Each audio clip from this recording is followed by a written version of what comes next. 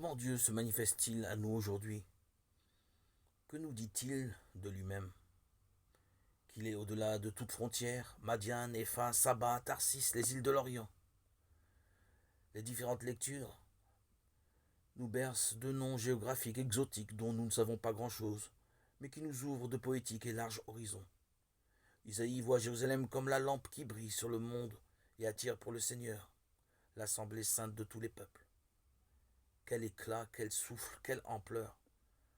Paul partage cet enthousiasme, proclamant que les païens sont associés au même héritage, au même corps, au partage de la même promesse, dans le Christ Jésus. Éphésiens 3,6.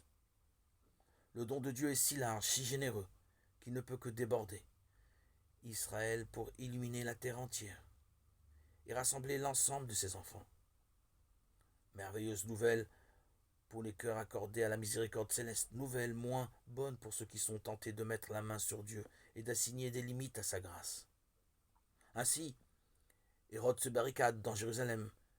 Il considère avec méfiance et inquiétude cet étranger, à la recherche du roi des Juifs, ce que lui-même prétend bien être.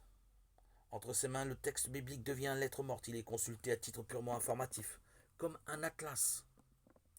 Mais si Hérode est roi sur la terre, il n'a pas le pouvoir d'empêcher une étoile de briller dans le ciel, puisque Dieu mène son œuvre à bonne fin. Choisissons de la seconder plutôt que d'y faire obstacle.